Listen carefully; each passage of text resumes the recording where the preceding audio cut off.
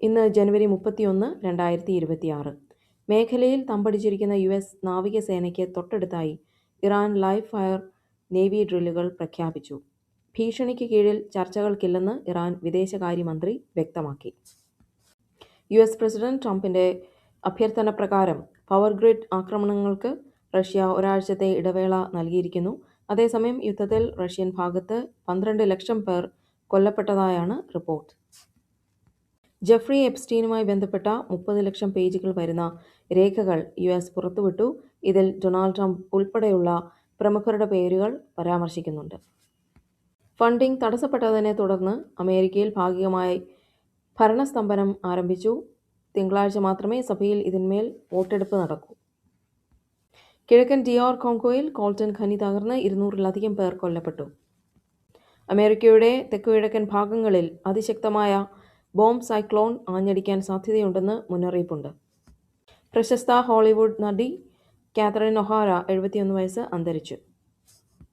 വിമാനാപകടത്തിൽ അന്തരിച്ച അജിത് പവാറിന്റെ ഭാര്യ സുനേത്ര പവാർ ഇന്ന് വൈകുന്നേരം 5 മണിക്ക് മഹാരാഷ്ട്രയുടെ ആദ്യ വനിതാ ഉപമുഖ്യമന്ത്രിയായി സത്യപ്രതിജ്ഞ ചെയ്യും. വിമാനാപകടത്തിൽ അന്തരിച്ച അജിത് പവാറിന്റെ അവസാന ആഗ്രഹം വേർപിരിഞ്ഞുപോയ 2 NCP വിഭാഗങ്ങളും വീണ്ടും ഒന്നിക്കണമെന്നതായിരുന്നു എന്ന് ശരത് പവാർ വെളിപ്പെടുത്തി. ധനമന്ത്രി നിർമ്മല സീതാരാമൻ നാളെ, അതായത് ഫെബ്രുവരി 1-ാം തീയതി കേന്ദ്ര ബജറ്റ് അവതരിപ്പിക്കും. അടുത്ത അധ്യയന വർഷം മുതൽ 10ാം ക്ലാസ് സിലബസിൽ 25% കുറവ് വരുത്തുമെന്ന് വിദ്യാഭ്യാസ മന്ത്രി വി ശിവൻകുട്ടി അറിയിച്ചു. വിദ്യാർത്ഥികളുടെ പഠനഭാരം കുറയ്ക്കുന്നതിന്റെ ഭാഗമായാണ് ഈ നടപടി. പാർട്ടി മാറുന്നു എന്ന അഭ്യൂഹങ്ങൾ ശശി തരൂർ തള്ളി. വരാനിരിക്കുന്ന നിയമസഭാ തെരഞ്ഞെടുപ്പിൽ UDF-നായി സജീവമായി രംഗത്തുണ്ടാവുമെന്ന് അദ്ദേഹം വ്യക്തമാക്കി. കോൺഫിഡന്റ് ഗ്രൂപ്പ് ഉടമ CJ റോയിയുടെ മരണത്തിൽ CID അന്വേഷണം ആരംഭിച്ചു. കേന്ദ്ര ഏജൻസികളുടെ സമ്മർദ്ദം മൂലമാണ് മരണമെന്ന പരാതി അന്വേഷണ സംഘം പരിശോധിക്കും. 270 വർഷങ്ങൾക്ക് ശേഷം ഭാരതപ്പുഴയുടെ തീരത്ത് കേരള കുംഭമേള ഇന്ന് ആരംഭിച്ചു.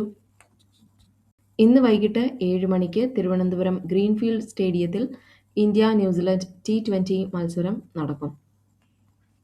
മുട്ടിൽ മരംമുറി കേസിൽ അഗസ്റ്റിൻ സഹോദരങ്ങൾക്ക് തിരിച്ചടിയുണ്ടായിരിക്കുന്നു. തടികൾക്ക് അവകാശം ഉന്നയിച്ച് സമർപ്പിച്ച അപ്പീൽ വയനാട് കോടതി തള്ളി.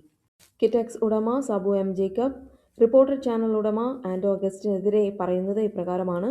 റിപ്പോർട്ടർ ചാനൽ മനഃപൂർവ്വം ഉപദ്രവിക്കാൻ ശ്രമിക്കുന്നു. മരംമുറി കേസിൽ ജയിലിൽ കിടന്ന ശേഷം ഒരു ചാനൽ ഏറ്റെടുത്തതുകൊണ്ടാണ് പിന്നീട് പ്രത്യക്ഷപ്പെട്ടത്. കുറച്ചു കോടികൾക്ക് വേണ്ടി തിരിമറി നടത്തിയ വ്യക്തി എങ്ങനെയാണ് ഒരു ചാനൽ ഏറ്റെടുത്തത്? ലൈസൻസ് ഇല്ലാതെയാണ് റിപ്പോർട്ടർ ചാനൽ പ്രവർത്തിക്കുന്നതെന്നും അദ്ദേഹം പറയുന്നു. ചാനൽ മലയാളികൾ ബഹിഷ്കരിക്കണം എന്നാണ് സാബു M. ജേക്കബ് പറയുന്നത്.